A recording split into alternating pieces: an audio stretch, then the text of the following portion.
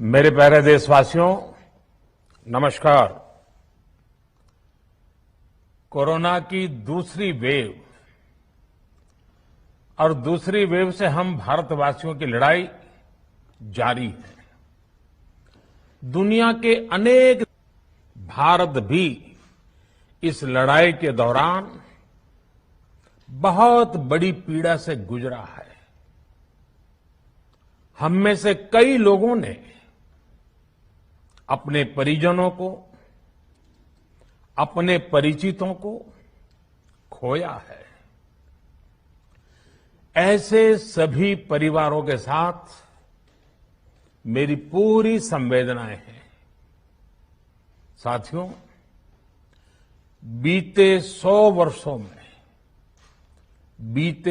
वर्षों में आई ये सबसे बड़ी महामारी है, त्रासदी है। इस तरह की महामारी आधुनिक विश्व ने न देखी थी, न अनुभव की थी। इतनी बड़ी वैश्विक महामारी से हमारा देश कई मोर्चों पर एक साथ लड़ा है। कोविड अस्पताल बनाने से लेकर आईसीयू बेड्स की संख्या बढ़ानी हो, भारत में वेंटिलेटर बनाने से लेकर टेस्टिंग लैब्स का एक बहुत बड़ा नेटवर्क तैयार करना हो, कोविड से लड़ने के लिए बीते 1.25 साल में ही देश में एक नया हेल्थ इंफ्रास्ट्रक्चर तैयार किया गया है। सेकंड वेव के दौरान अप्रैल और मई के महीने में भारत में मेडिकल ऑक्सीजन की डिमांड अकल्पनीय रूप से बढ़ गई थी। भारत के इतिहास में कभी भी इतनी मात्रा में मेडिकल ऑक्सीजन की जरूरत कभी भी महसूस नहीं की गई। इस जरूरत को पूरा करने के लिए युद्ध स्तर पर काम किया गया। सरकार के सभी तंत्र लगे। ऑक्सीजन रेल चलाई गई, एयरफोर्स के विमानों को लगाया गया, नौसेना को लगाया गया। बहुत ही कम समय में लिक्विड मेडिकल ऑक्सीजन के प्रोडक्शन में 10 गुना से ज्यादा बढ़ाया गया। दुनिया के हर कोने से, जहां कहीं से भी जो कुछ भी उपलब्ध हो सकता था, उसको प्राप्त करने का भरसक प्रयास किया गया, लाया गया। इसी तरह जरूरी दवाओं के प्रोडक्शन को कई गुना बढ़ाया गया। विदेशों में जहां भी दवाइयां उपलब्ध हो, वहां से उन्हें लाने में कोई कोर कसर बाकी नहीं छोड़ी गई। साथियों, कोरोना जैसे अदृश्य और रूप बदलने वाले दुश्मन के खिलाफ लड़ाई में सबसे प्रभावी हथियार कोविड प्रोटोकॉल है। मास्क, 2 गज की दूरी और बाकी सारी सावधानियां, उसका पालन ही है। इस लड़ाई में वैक्सीन हमारे लिए सुरक्षा कवच की तरह है। आज पूरे विश्व में वैक्सीन के लिए जो मांग है, उसकी तुलना में उत्पादन करने वाले देश और वैक्सीन बनाने वाली कंपनियां बहुत कम है, इन्हीं गिनी हैं। कल्पना करिए कि अभी हमारे पास भारत में बनी वैक्सीन नहीं होती तो आज भारत जैसे विशाल देश में क्या होता। आप पिछले 50-60 साल का इतिहास देखेंगे तो पता चलेगा कि भारत को विदेशों से वैक्सीन प्राप्त करने में दशकों लग जाते थे। विदेशों में वैक्सीन का काम पूरा हो जाता था, तब भी हमारे देश में वैक्सीनेशन का काम शुरू भी नहीं हो पाता था। पोलियो की वैक्सीन हो, स्मॉल पॉक्स, जहां गांव में हम उसको चेचक कहते हैं, चेचक की वैक्सीन हो, हेपेटाइटिस बी की वैक्सीन हो, इनके लिए देशवासियों ने दशकों तक इंतजार किया था। जब 2014 में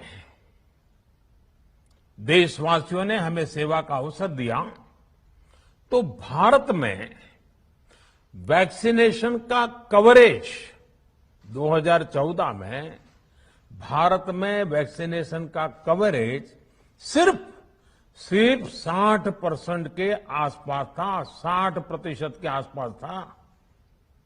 और हमारी दृष्टि में ये बहुत चिंता की बात थी। जिस रफ्तार से भारत का टीकाकरण कार्यक्रम चल रहा था, उस रफ्तार से देश को 100% टीकाकरण कवरेज का लक्ष्य हासिल करने में करीब करीब 40 साल लग जाते हैं। हमने इस समस्या के समाधान के लिए मिशन इंद्रधनुष को लॉन्च किया। हमने तय किया कि मिशन इंद्रधनुष के माध्यम से युद्ध स्तर पर वैक्सीनेशन किया जाएगा और देश में जिसको भी वैक्सीनेशन की जरूरत है उसे वैक्सीन देने का प्रयास होगा। हमने मिशन मोड में काम किया और सिर्फ 5-6 साल में ही वैक्सीनेशन कवरेज 60% से बढ़कर 90% से भी ज्यादा हो गई। 60 से 90, यानी हमने वैक्सीनेशन की स्पीड भी बढ़ाई और दायरा भी बढ़ाया। हमने बच्चों को कई जानलेवा बीमारियों से बचाने के लिए कई नए टीकों का भी भारत के टीकाकरण अभियान का हिस्सा बना दिया। हमने इसलिए किया क्योंकि हमें हमारे देश के बच्चों की चिंता थी, गरीब की चिंता थी, गरीब के उन बच्चों की चिंता थी जिन्हें कभी टीका लग ही नहीं पाता था। हम 100% टीकाकरण कवरेज की तरफ बढ़ रहे थे कि कोरोना वायरस ने हमें घेर लिया। देश ही नहीं, दुनिया के सामने फिर पुरानी आशंकाएं घिरने लगी कि अब भारत कैसे इतनी बड़ी आबादी को बचा पाएगा। लेकिन साथियों, जब नीयत साफ होती है, नीति स्पष्ट होती है, निरंतर परिश्रम होता है, तो नतीजे भी मिलते हैं। हर आशंका को दरकिनार करके भारत ने 1 साल के भीतर ही एक नहीं बल्कि 2 made in India vaccine launch कर दी। हमारे देश ने, देश के वैज्ञानिकों ने ये दिखा दिया कि भारत बड़े बड़े देशों से पीछे नहीं है। आज जब मैं आपसे बात कर रहा हूं तो देश में 23 करोड़ से ज्यादा वैक्सीन की डोज दी जा चुकी है। 23 करोड़। साथियों, हमारे यहां कहा जाता है विश्वासेन सिद्धिः, विश्वासेन सिद्धिः, अर्थात हमारे प्रयासों में हमें सफलता तब मिलती है जब हमें स्वयं पर विश्वास होता है। हमें पूरा विश्वास था कि हमारे वैज्ञानिक बहुत ही कम समय में वैक्सीन बनाने में सफलता हासिल कर लेंगे। इसी विश्वास के चलते जब हमारे वैज्ञानिक अपना रिसर्च वर्क कर ही रहे थे, तभी हमने लॉजिस्टिक्स और दूसरी तैयारियां शुरू कर दी थी। आप सब भली भांति जानते हैं कि पिछले साल यानी 1 साल पहले, पिछले साल अप्रैल में जब कोरोना के कुछ ही हजार केस थे, उसी समय वैक्सीन टास्क फोर्स का गठन कर दिया गया था। भारत के लिए वैक्सीन बनाने वाली कंपनियों को सरकार ने हर तरह से सपोर्ट किया। वैक्सीन निर्माताओं को क्लिनिकल ट्रायल में मदद की गई। रिसर्च और डेवलपमेंट के लिए जरूरी फंड दिया गया। हर स्तर पर सरकार उनके साथ कंधे से कंधा मिलाकर चली। आत्मनिर्भर भारत पैकेज के तहत मिशन कोविड सुरक्षा के माध्यम से भी उन्हें हजारों करोड़ रुपए उपलब्ध कराए गए। पिछले काफी समय से देश लगातार जो प्रयास और परिश्रम कर रहा है, उससे आने वाले दिनों में वैक्सीन की सप्लाई और भी ज्यादा बढ़ने वाली है। आज देश में 7 कंपनियां विभिन्न प्रकार की वैक्सीन का प्रोडक्शन कर रही है। 3 और वैक्सीन का ट्रायल भी एडवांस स्टेज पे चल रहा है। वैक्सीन की उपलब्धता बढ़ाने के लिए दूसरे देशों की कंपनियों से भी वैक्सीन खरीदने की प्रक्रिया को तेज किया गया है। इधर हाल के दिनों में कुछ एक्सपर्ट्स द्वारा हमारे बच्चों को लेकर भी चिंता जताई गई है। इस दिशा में भी 2 वैक्सीन का ट्रायल तेजी से चल रहा है। इसके अलावा अभी देश में एक नेजल वैक्सीन पर भी रिसर्च जारी है। इसे सिरिंज से न देकर नाक में स्प्रे किया जाएगा। देश को अगर निकट भविष्य में इस वैक्सीन पर सफलता मिलती है, तो इससे भारत के वैक्सीन अभियान में और ज्यादा तेजी आएगी। साथियों, इतने कम समय में वैक्सीन बनाना अपने आप में पूरी मानवता के लिए बहुत बड़ी उपलब्धि है, लेकिन इसकी अपनी सीमाएं भी हैं।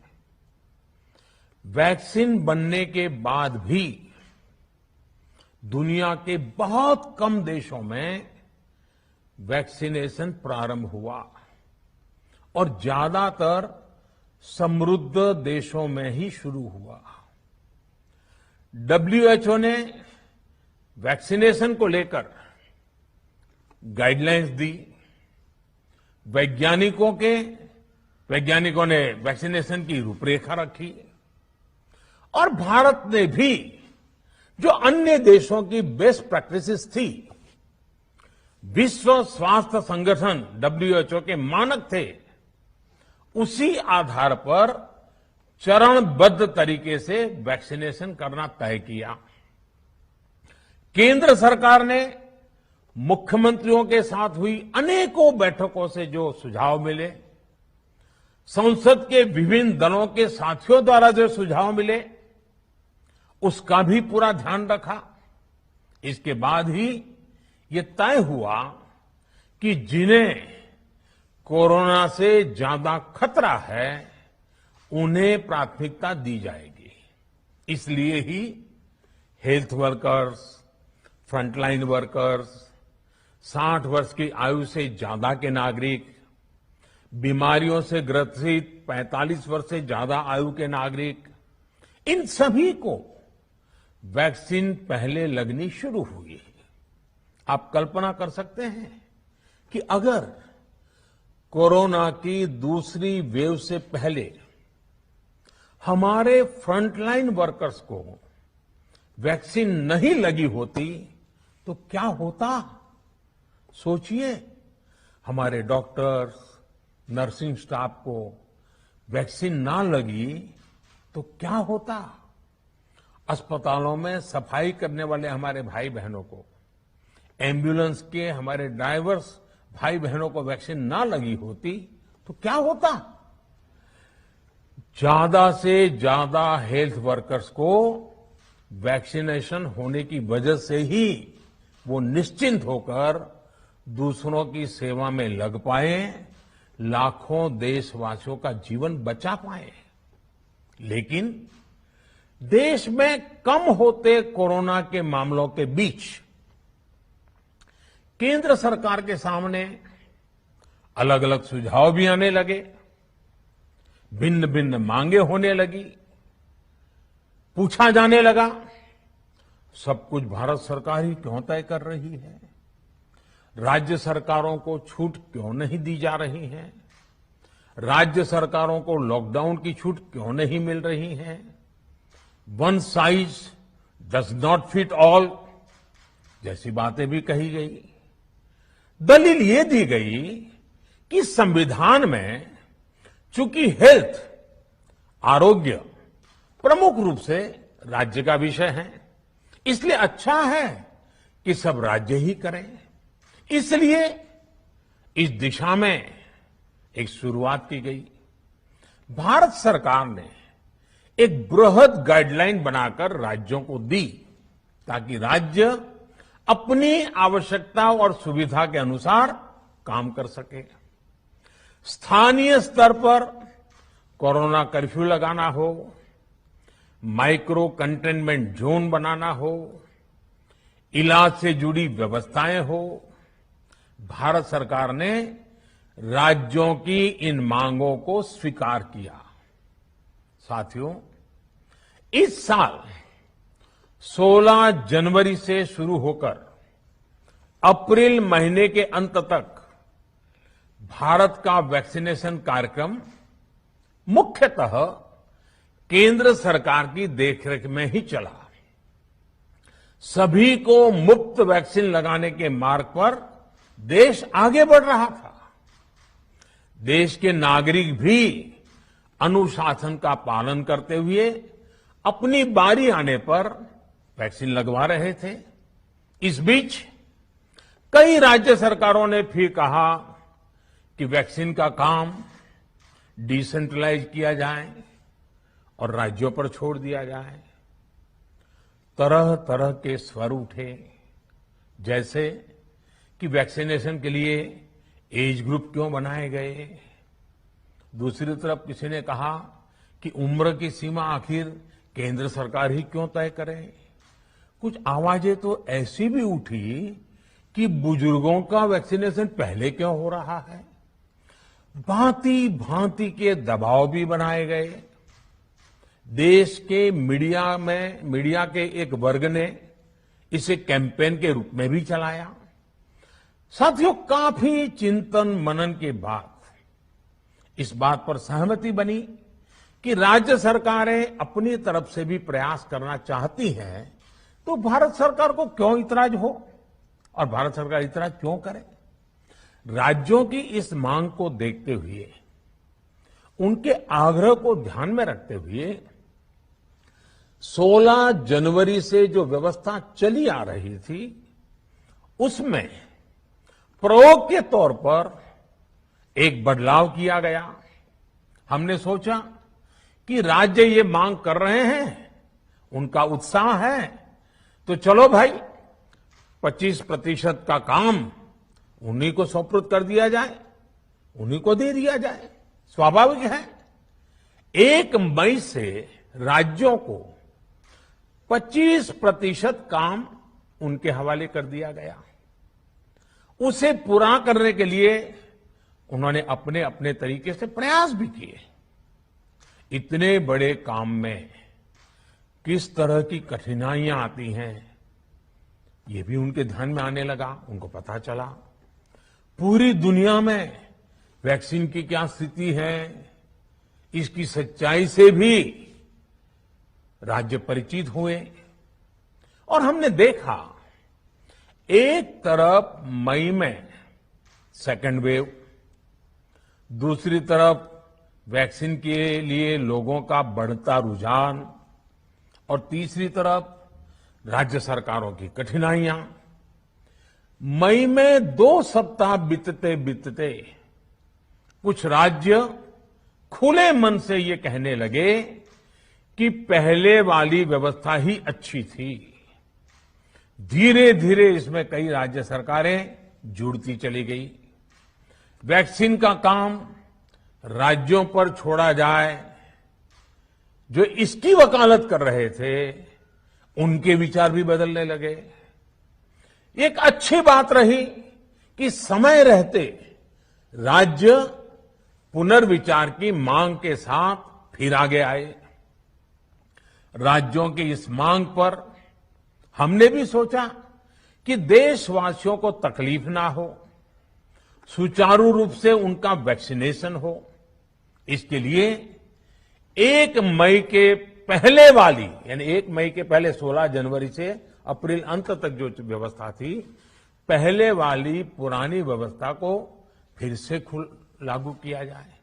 साथियों, आज ये निर्णय लिया गया है कि राज्यों के पास वैक्सीनेशन से जुड़ा जो 25% काम था, उसकी जिम्मेदारी भी भारत सरकार उठाएगी। ये व्यवस्था आने वाले 2 सप्ताह में लागू की जाएगी। इन 2 सप्ताह में केंद्र और राज्य सरकारें मिलकर नई गाइडलाइंस के अनुसार आवश्यक तैयारी कर लेंगी। संयोग है कि 2 सप्ताह बाद 21 जून को ही अंतर्राष्ट्रीय योग दिवस भी है। 21 जून सोमवार से देश के हर राज्य में 18 वर्ष से ऊपर की उम्र के सभी नागरिकों के लिए भारत सरकार राज्यों को मुफ्त वैक्सीन मुहैया कराएगी। वैक्सीन निर्माताओं से कुल वैक्सीन उत्पादन का 75% हिस्सा भारत सरकार खुद ही खरीदकर राज्य सरकारों को मुफ्त देगी। यानी देश की किसी भी राज्य सरकार को वैक्सीन पर कुछ भी खर्च नहीं करना होगा। अब तक देश के करोड़ों लोगों को मुफ्त वैक्सीन मिली है। अब 18 वर्ष की आयु के लोग भी इसमें जुड़ जाएंगे। सभी देशवासियों के लिए भारत सरकार ही मुफ्त वैक्सीन उपलब्ध करवाएगी। गरीब हो, निम्न मध्यम वर्ग हो, मध्यम वर्ग हो या फिर उच्च वर्ग, भारत सरकार के अभियान में मुफ्त वैक्सीन ही लगाई जाएगी। हां, जो व्यक्ति मुफ्त में वैक्सीन नहीं लगवाना चाहते, प्राइवेट अस्पताल में वैक्सीन लगवाना चाहते हैं, उनका भी ध्यान रखा गया है। देश में बन रही वैक्सीन में से 25% प्राइवेट सेक्टर के अस्पताल सीधे ले पाए, ये व्यवस्था जारी रहेगी। प्राइवेट अस्पताल वैक्सीन की निर्धारित कीमत के उपरांत एक डोज पर अधिकतम 150 रुपये ही सर्विस चार्ज ले सकेंगे। इसकी निगरानी करने का काम राज्य सरकारों के पास ही रहेगा। साथियों, हमारे शास्त्रों में कहा गया है प्राप्य आपदम न व्यथते कदाचित, उद्योगम अनु इच्छति चा प्रमत्तः। अर्थात विजेता आपदा आने पर उससे परेशान होकर हार नहीं मानते, बल्कि उद्यम करते हैं, परिश्रम करते हैं और परिस्थिति पर जीत हासिल करते हैं। कोरोना से लड़ाई में 130 करोड़ से अधिक भारतीयों ने अभी तक की यात्रा आपसी सहयोग, दिन रात मेहनत करके तय की है। आगे भी हमारा रास्ता हमारे श्रम और सहयोग से ही मजबूत होगा। हम वैक्सीन प्राप्त करने की गति भी बढ़ाएंगे और वैक्सीनेशन अभियान को भी और गति देंगे। हमें याद रखना है कि भारत में वैक्सीनेशन की रफ्तार आज भी दुनिया में बहुत तेज है, अनेक विकसित देशों से भी तेज है। हमने जो टेक्नोलॉजी प्लेटफॉर्म बनाया है कोविन, उसकी भी पूरी दुनिया में चर्चा हो रही है। अनेक देशों ने भारत के इस प्लेटफॉर्म को इस्तेमाल करने में रुचि भी दिखाई है। हम सब देख रहे हैं कि वैक्सीन की एक एक डोज कितनी महत्वपूर्ण है। हर डोज से एक जिंदगी जुड़ी हुई है। केंद्र सरकार ने ये व्यवस्था भी बनाई है कि हर राज्य को कुछ सप्ताह पहले ही बता दिया जाएगा कि उसे कब कितनी डोज मिलने वाली है। मानवता के इस पवित्र कार्य में वाद विवाद और राजनीतिक छींटाकशी से ऐसी बातों को कोई भी अच्छा नहीं मानता है। वैक्सीन की उपलब्धता के अनुसार पूरे अनुशासन के साथ वैक्सीन लगती रहे, देश के हर नागरिक तक हम पहुंच सके, ये हर सरकार, हर जनप्रतिनिधि, हर प्रशासन की सामूहिक जिम्मेदारी है। प्रिय देशवासियों, टीकाकरण के अलावा आज एक और बड़े फैसले में, उस फैसले से मैं आपको अवगत कराना चाहता हूं। पिछले वर्ष जब कोरोना के कारण लॉकडाउन लगाना पड़ा था, तो प्रधानमंत्री गरीब कल्याण अन्न योजना के तहत 8 महीने तक 80 करोड़ से अधिक देशवासियों को मुफ्त राशन की व्यवस्था हमारे देश ने की थी। इस वर्ष भी दूसरी वेव के कारण मई और जून के लिए भी इस योजना का विस्तार किया गया था। आज सरकार ने फैसला लिया है कि प्रधानमंत्री गरीब कल्याण अन्न योजना को अब दीपावली तक आगे बढ़ाया जाएगा। महामारी के इस समय में सरकार गरीब की हर जरूरत के साथ उसका साथी बनकर खड़ी है। यानी नवंबर तक 80 करोड़ से अधिक देशवासियों को हर महीने तय मात्रा में मुफ्त अनाज उपलब्ध होगा। इस प्रयास का मकसद यही है कि मेरे किसी भी गरीब भाई बहन को, उसके परिवार को भूखा सोना ना पड़े। साथियों, देश में हो रहे इन प्रयासों के बीच कई क्षेत्रों से वैक्सीन को लेकर भ्रम और अफवाहों की जानकारी चिंता बढ़ाती है। ये चिंता भी मैं आपके सामने व्यक्त करना चाहता हूं। जब से भारत में वैक्सीन पर काम शुरू हुआ, तभी से कुछ लोगों द्वारा ऐसी बातें कही गई जिससे आम लोगों के मन में शंका पैदा हो। कोशिश ये भी हुई कि भारत के वैक्सीन निर्माताओं का हौसला पस्त पड़ जाए और उनके सामने अनेक प्रकार की बाधाएं आए।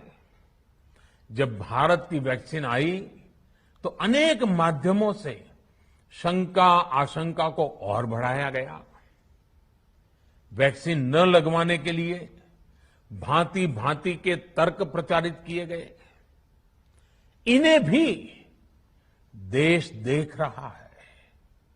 जो लोग वैक्सीन को लेकर आशंका पैदा कर रहे हैं, अफवाहें फैला रहे हैं, वो भोले भाले भाई बहनों के जीवन के साथ बहुत बड़ा खिलवाड़ कर रहे हैं। ऐसी अफवाहों से सतर्क रहने की जरूरत है। मैं भी आप सबसे, समाज के प्रबुद्ध लोगों से, युवाओं से अनुरोध करता हूं कि आप भी वैक्सीन को लेकर जागरूकता बढ़ाने में सहयोग करें। अभी कई जगहों पर कोरोना कर्फ्यू में ढील दी जा रही है, लेकिन इसका मतलब ये नहीं कि हमारे बीच से कोरोना चला गया है। हमें सावधान भी रहना है और कोरोना से बचाव के नियमों का भी सख्ती से पालन करते रहना है। मुझे पूरा विश्वास है हम सब कोरोना से इस जंग में जीतेंगे। भारत कोरोना से जीतेगा। इन्हीं शुभकामनाओं के साथ आप सभी देशवासियों का बहुत बहुत धन्यवाद।